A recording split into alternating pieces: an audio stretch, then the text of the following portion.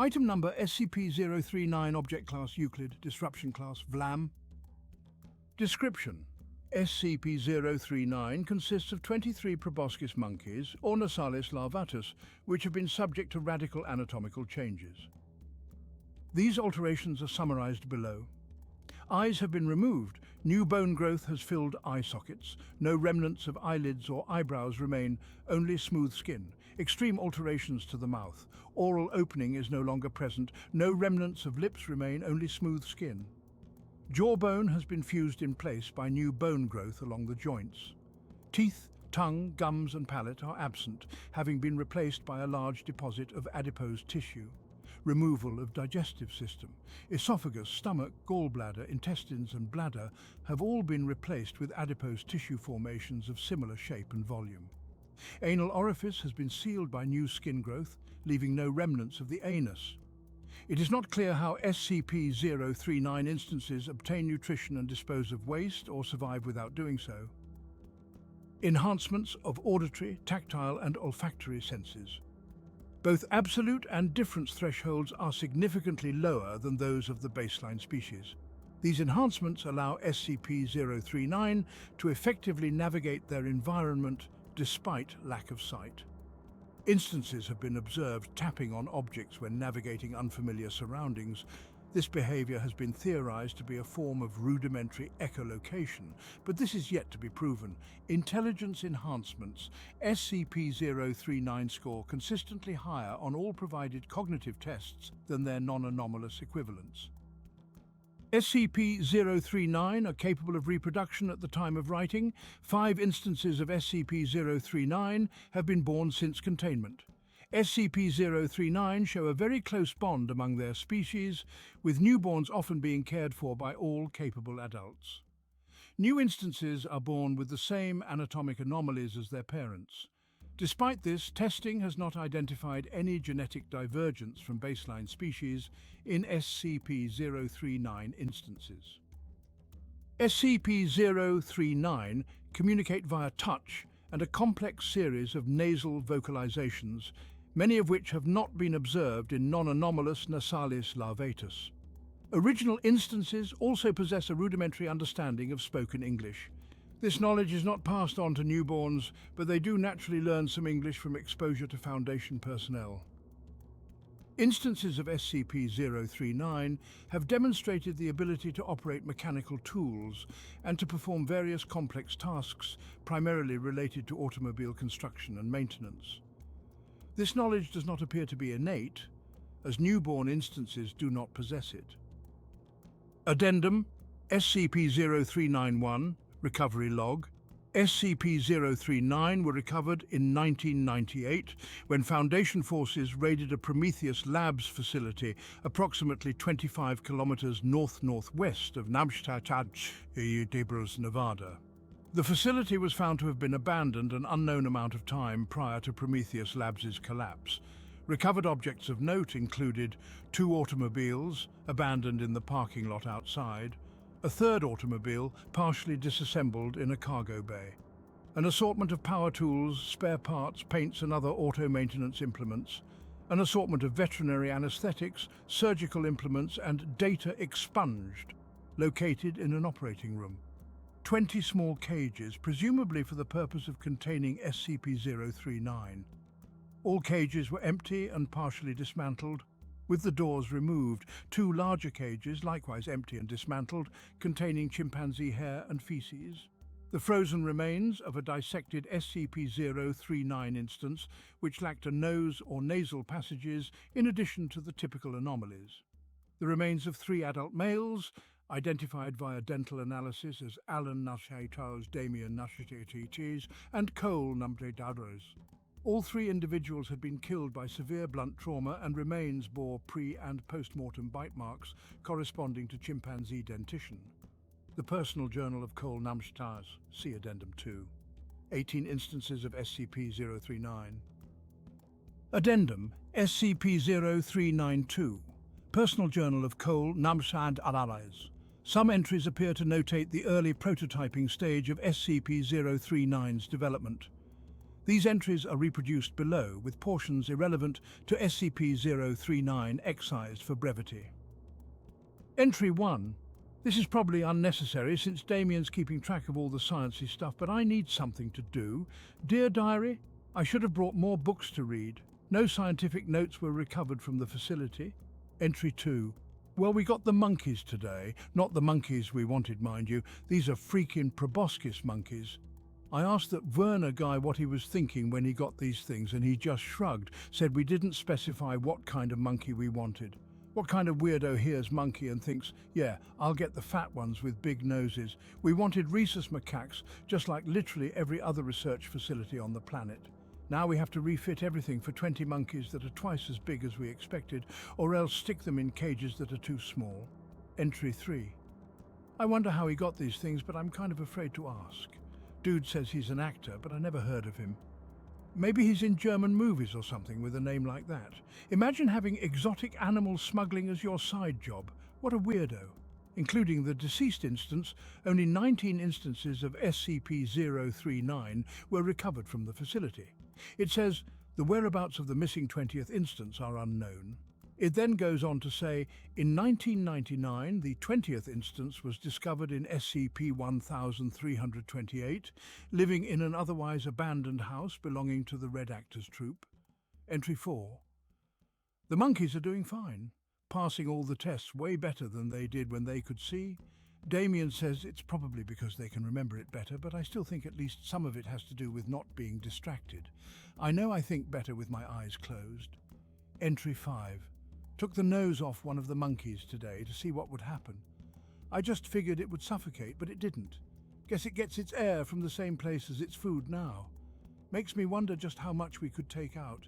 If it's not breathing, does it really need a heart?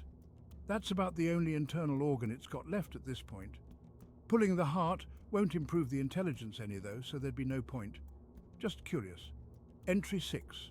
The one with no nose isn't moving anymore. We thought he was dead at first, till we checked for a pulse. Poor guy must be depressed. I'd be pretty unhappy too, I guess, if I couldn't see or talk to any of my friends, but I could still hear them around me. If he doesn't shape up soon, we'll have to dissect him, see if we can figure out what happened. We're going to leave the noses on the rest of them, so this doesn't happen again. Entry 7, called Werner, ordered some chimps.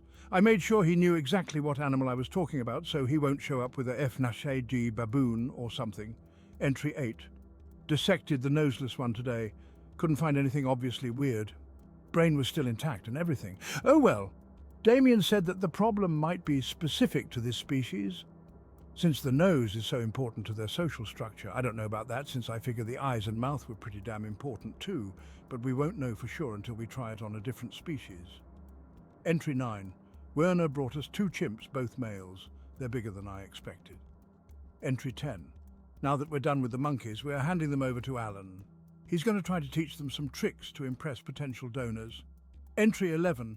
Alan says the monkeys are learning quick. I question the wisdom of teaching monkeys to use power tools, but Alan says they don't seem interested in getting up to mischief. Monkey business, anymore. Must be the procedure. Entry 12. Decided to start with the nose instead this time, to see if that monkey really freaked out because it couldn't communicate, or because sanity is somehow dependent on the nose or some shit. Probably should have tested that on the monkeys, but we were too busy trying to get out of feeding them to be properly scientific about it. I wish our grant request hadn't been denied. Then we'd have enough money for some trial and error, and we wouldn't have to rely on some actor for our test subjects. Entry 13. I don't like the chimps. The monkeys were all right because they're so funny looking, but the chimps are a little too much like hairy people for me. It feels like they're actually seeing me when they look, if that makes any sense. Doesn't help that I know they're smarter now. I don't think they like me either. Can't wait till we take their eyes tomorrow. Entry 14.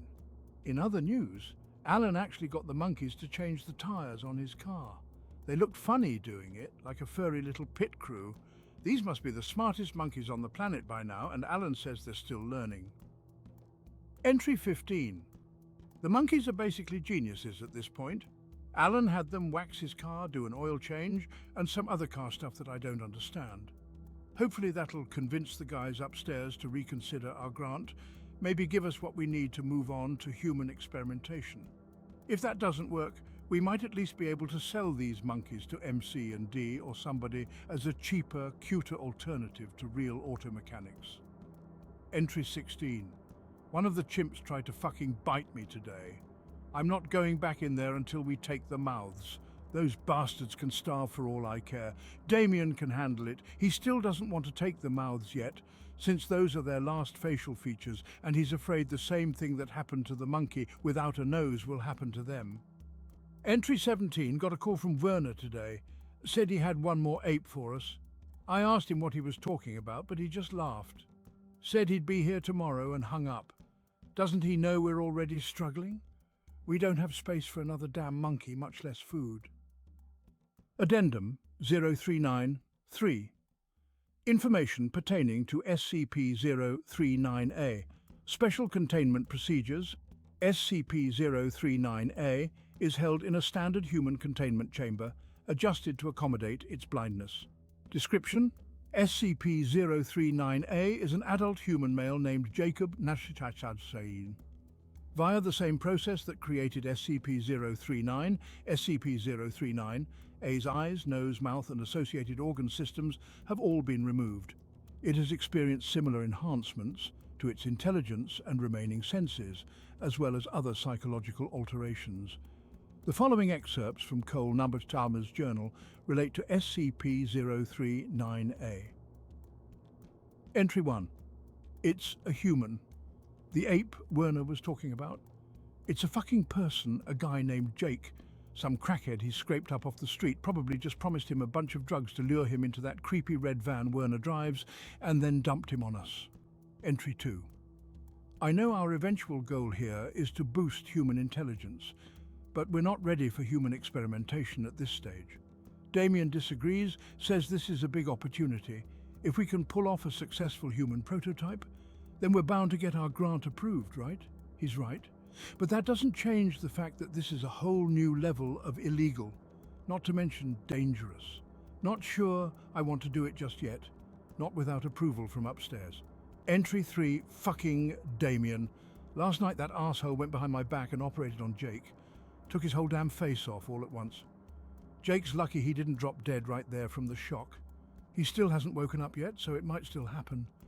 I told Damien I'll feed him to the fucking chimps if he does this again. I am not prepared to dispose of a body. Shouldn't be hard out here in the middle of this damn desert, but still. Entry 4. Jake woke up today, already moving around and everything. It's kind of creepy how fast he recovered and how calm he is about the whole thing. I guess he knew what he signed up for, but you'd think a guy would be at least a little weirded out when he wakes up without a face. Entry 5. Here's something weird. Jake says he isn't craving drugs anymore.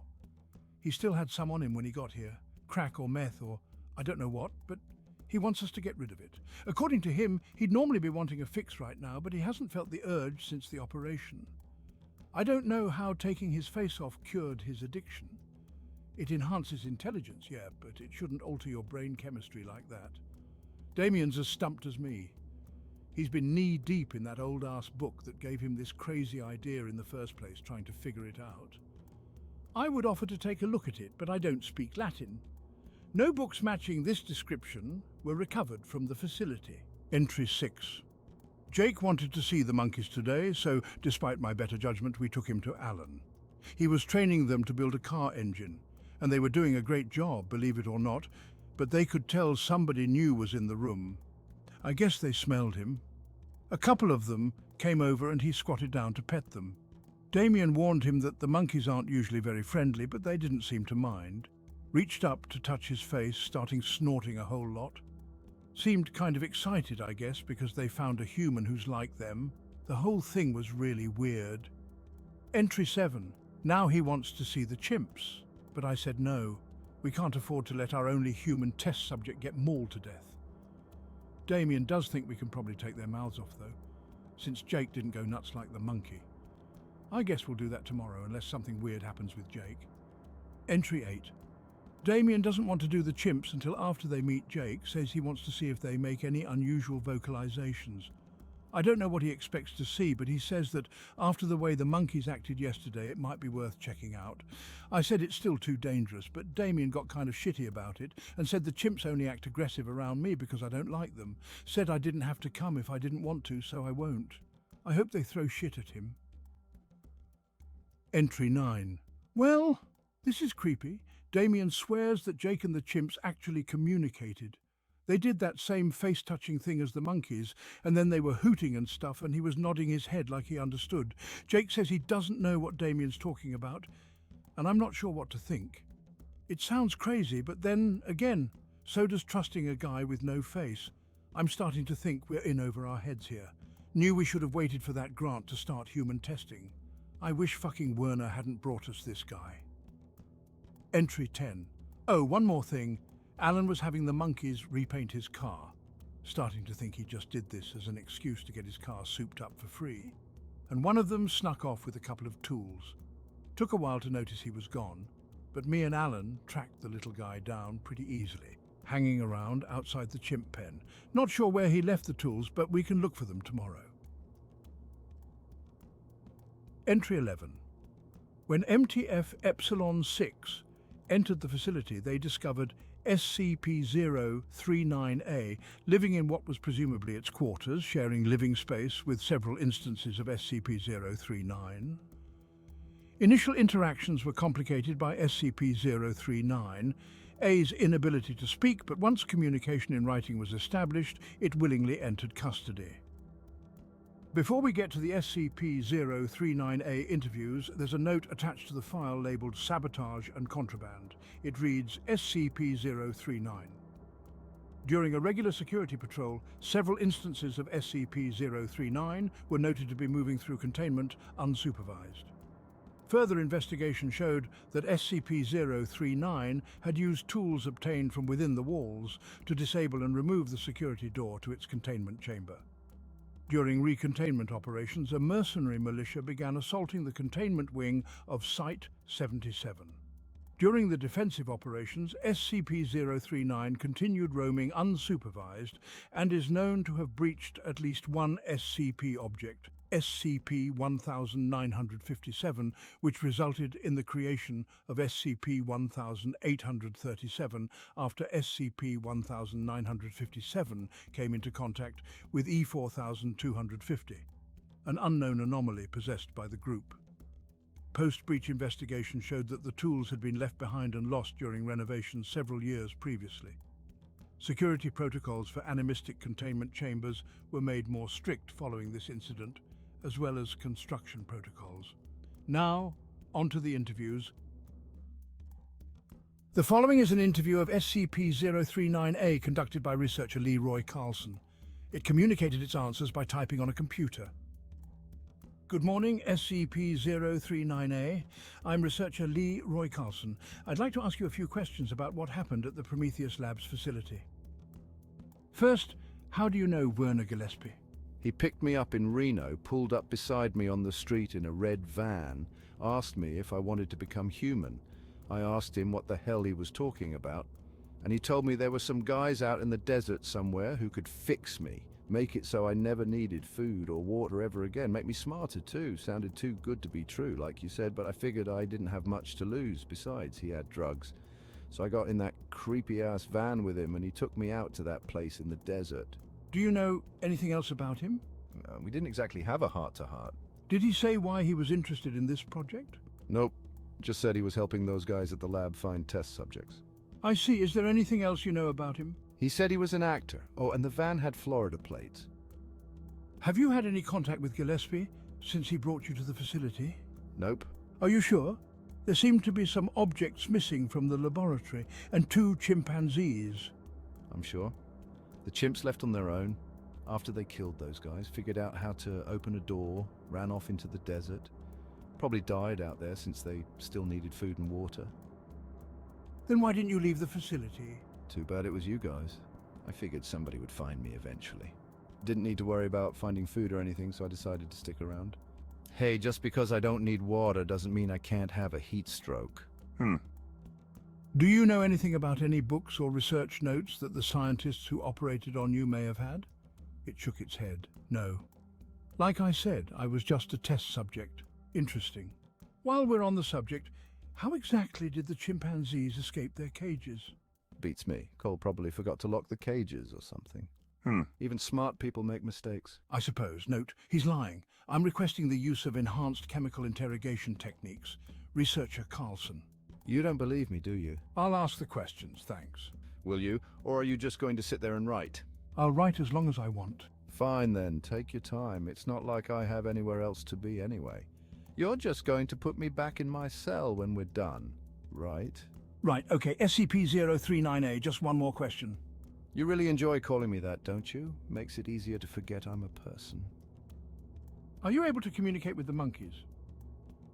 What? The journal we recovered indicates that you may have been able to communicate with them and the altered chimpanzees in some way. That must be Cole's journal. You know he's an idiot, right? Not to mention a dick. He didn't like me or the chimps. Are you saying that you can't communicate with other SCP-039 instances? I mean, can you communicate with your dog? They're smart animals. Yes, but I can talk to my dog and he can see me. You and the monkeys can't do either of those things. SCP-039A hesitates. I'd like to go back to my cell now. This interview is not over. You're not going to cooperate, are you? Fine, but this isn't over. I'd like to ask you some questions about the procedure that removed your face. SCP-039A nods, slowly. First, how was it performed? What do you mean? Was it a surgical operation, a magical ritual? Were you genetically modified? Shrugs, they didn't tell me the specifics, and I was out during the operation. You didn't ask? Shakes head. It's not like I would have understood the science anyway. They just told me it would make me smarter and I wouldn't have to eat anymore. And that I'd go blind, but my hearing would get better, so it wouldn't be so bad. And you agreed to this?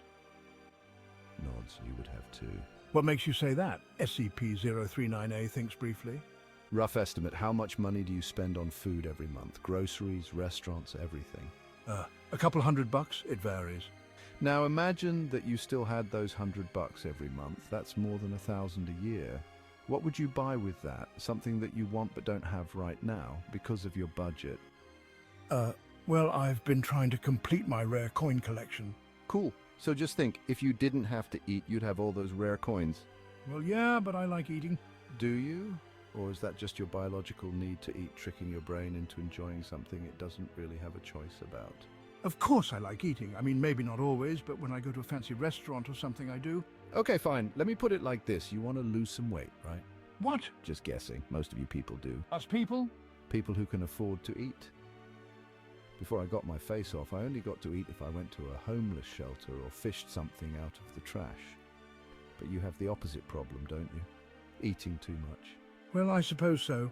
Now imagine if you never had to worry about that, if you didn't have to try and fail to exercise self-control when you reach for one more piece of cake or one more deep-fried whatever, because you can't eat, but that doesn't bother you because you don't want to anyway.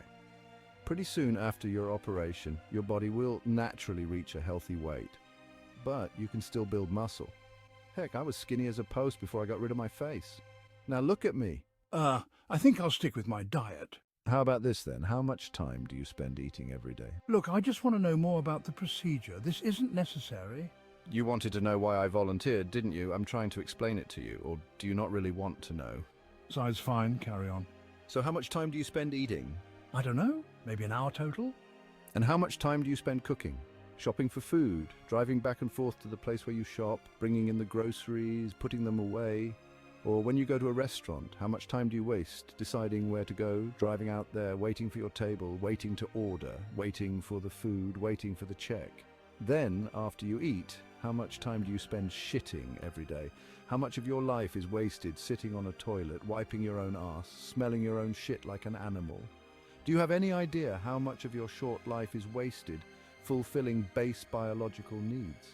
How much of the stuff you want to do with your life never gets done because you're too busy doing what you have to? Size, I understand that, but I like my face where it is. Well, maybe if you were in the shoes that I was in, you'd think differently. From where I was, a face was a small price to pay. I don't guess it matters now, though, since I'm in a box. I'm sorry about that, but surely you can understand the kind of uproar that a man with no face would cause if we just let you wander around in public. Did you have any other questions? Well, we're wondering if you've experienced any other psychological changes. The monkeys show much higher cognitive performance than unaltered ones, and we want to know if you've experienced anything similar. How so? S2? Definitely. It's a little more complicated than just being smarter, though. Well, it's all about attention. I can hear better now, what with the SCP-039A gestures at the upper half of its face, but I also listen better, if that makes any sense, because I'm not distracted anymore.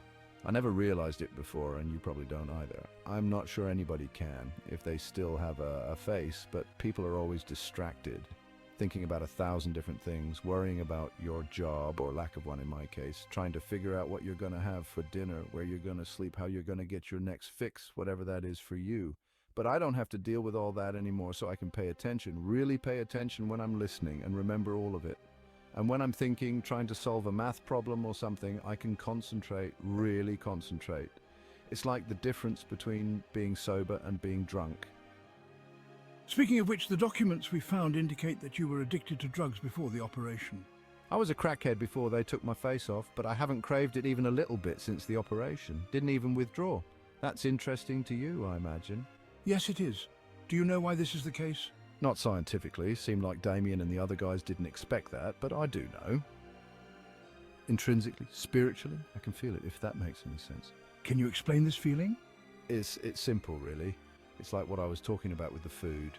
Now that my face is gone, and a whole bunch of my organs too, I don't know which ones exactly, but most of them, I'm cut off from that. From what? Urges, base instincts, the monkey brain. Before, my body craved things. Food, water, sex, drugs, booze. I could barely think, really think the way I do now, but not anymore. When they removed my face, they removed the monkey. Now it's just me in here. Just a rational human being in complete control of himself. Special containment procedures, living SCP-039 instances are to be contained in Site-77's Wilderness Observation Chamber 2B. The interior and exterior of WOC 2B must be monitored by 2 security guards at all times. WOC 2 is to be inspected weekly for sabotage and contraband. Deceased instances are in refrigerated storage and may be accessed for study upon request. SCP-039A is data expunged. Thanks so much for watching, and thank you even more if you were one of our first 100 subs. If you'd like to help be a part of our journey to 1,000, press the appropriate buttons down below. Other than that, stay safe and be on the lookout for SCP-001, although I'm not sure you'd notice it even if you were looking right at it. See you in the next one.